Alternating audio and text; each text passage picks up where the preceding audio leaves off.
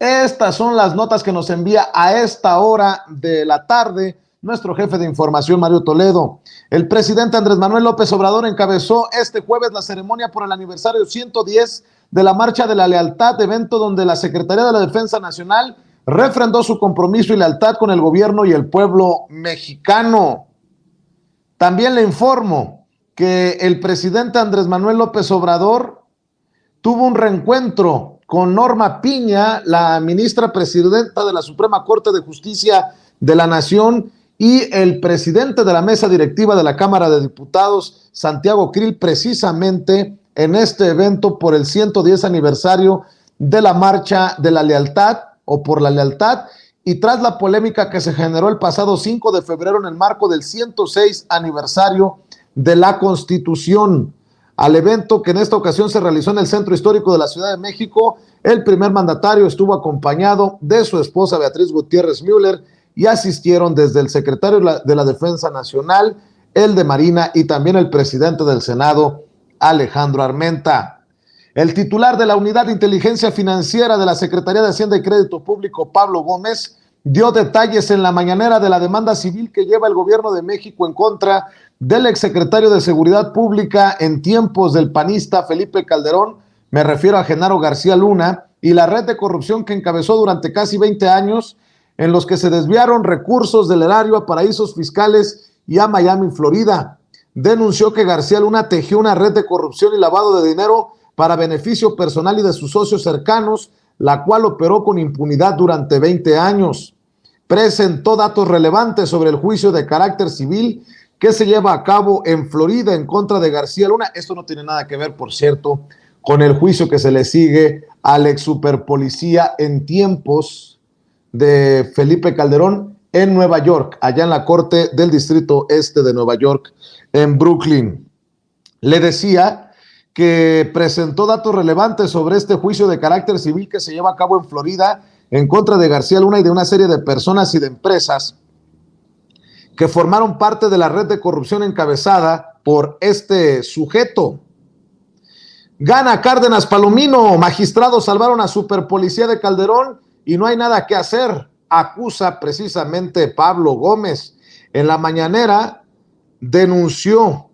acusó que Luis Cárdenas Palomino, quien fuera el brazo derecho del exsecretario de Seguridad Pública, Genaro García Luna, fue salvado por el quinto tribunal colegiado en materia administrativa del primer circuito, cuyo presidente es Jorge Antonio Cruz Ramos y cuenta con los magistrados Marilena Rosas López y Pablo Domínguez Peregrina. Dijo que con esta resolución, que no se puede apelar, tendrán que descongelarse los bienes del superpolicía del sexenio del entonces panista Felipe Calderón. Seguirá preso por los procesos que se le siguen, pero tendrá acceso a su dinero posiblemente corrupto. Cárdenas Palomino, pues, así le ha ganado al gobierno federal con ayuda del Poder Judicial.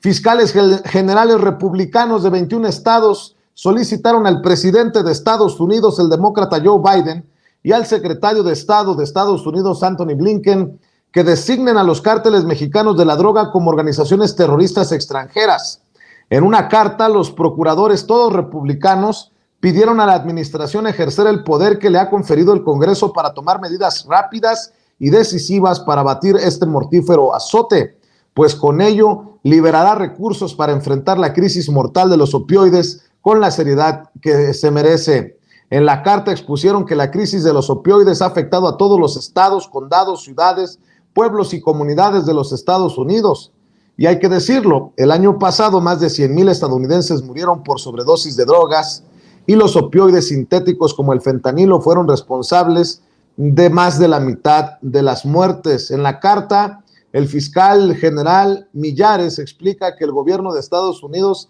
sabe con precisión cómo está entrando la droga a ese país y señalaron a cárteles de la droga mexicanos que importan materias primas de China y las utilizan para producir opioides sintéticos mortales a bajo costo que trafican a través de la frontera suroeste a las comunidades.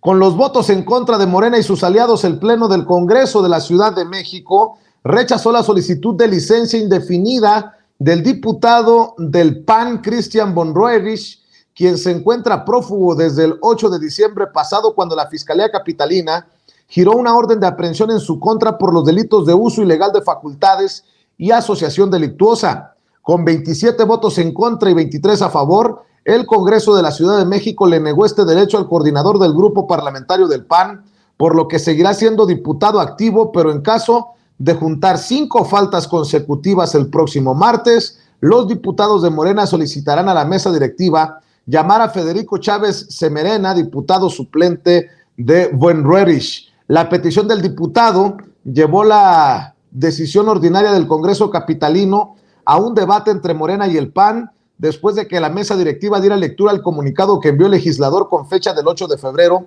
para faltar por tiempo indefinido. El morenista Carlos Cervantes Godoy adelantó que todo su grupo parlamentario votaría en contra del documento enviado por el exdelegado de la Benito Juárez, ya que de lo contrario haría cómplice de encubrimiento al Congreso local. El diputado Manuel Alejandro Robles Gómez de Morena presentó un punto de acuerdo para proponer que la Cámara de Diputados, yo suscribo desde aquí, levanto la mano, obviamente no cuenta mi voto desde acá, pero suscribo. El diputado Manuel Alejandro Robles Gómez de Morena presentó un punto de acuerdo para proponer que la Cámara de Diputados exhorte a la Fiscalía General de la República para que haga público el destino de más de 1,000 millones de pesos que el gobierno del expresidente Enrique Peña Nieto entregó a la actual senadora panista Josefina Vázquez Mota para disque apoyar a los migrantes mexicanos en Estados Unidos. El documento detalla que el gobierno del sexenio anterior, el priista, destinó 1,036,189,000 pesos, casi 60 millones de dólares a Juntos Podemos, la organización de Josefina Vázquez Mota, entre 2014 y 2016, sin que se haya comprobado su gasto.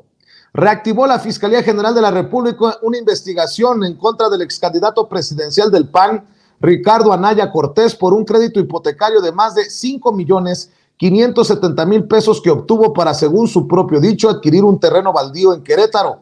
En el sitio de referencia, Anaya construyó una nave industrial, la cual fue vendida 5 veces por arriba del valor al ser adquirida en 2017. El titular de la Fiscalía General de la República, el fiscal Alejandro Gertz Manero, se ha ido incorporando a sus actividades y la semana pasada supervisó los avances del llamado Parque Nacional de la Justicia, a donde se pretende trasladar todas las oficinas de la institución ministerial, indicaron colaboradores del fiscal. Luego de que en diciembre pasado fue intervenido quirúrgicamente en Estados Unidos y de pasar varias semanas en recuperación, reinició las sesiones semanales en las que participan todos sus colaboradores y fiscales. Morena, fíjense nada más lo que dicen, calumnió a los legisladores de oposición al llamarlos traidores a la patria, determina el Tribunal Electoral. Oigan, pero si fuimos ciudadanos como este que habla, los que salimos con aquello de traidores a la patria. La Sala Superior del Tribunal Electoral del Poder Judicial de la Federación determinó por unanimidad de votos que la campaña de Morena, en la que calificó como traidores a la patria a los legisladores que votaron en contra de la reforma eléctrica, constituye una calumnia electoral.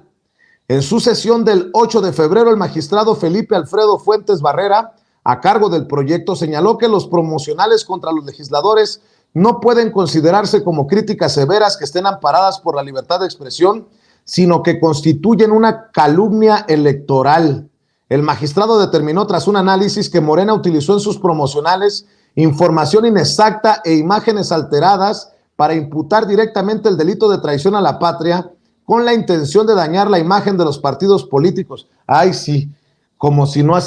hicieran por méritos propios exactamente eso.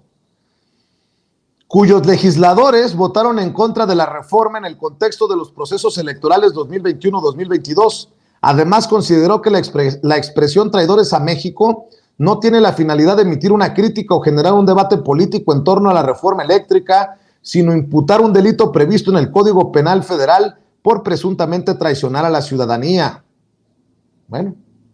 Alejandro Moreno, Alito Moreno, el presidente nacional del PRI, se reunirá a puerta cerrada con senadores en la sede nacional de su partido. El dirigente nacional del PRI, Alejandro Moreno, se reunirá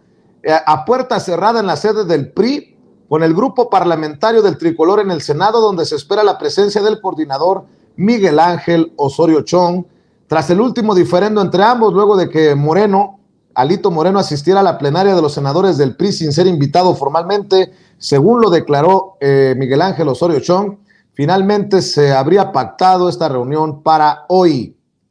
El director jurídico de la agencia Notimex, Víctor Manuel Fernández Peña, informó que el exdirector de Administración y Finanzas de este medio de comunicación del Estado, Daniel Enríquez Yedra, fue vinculado a proceso por el juez de control, José Rivas González, por un quebranto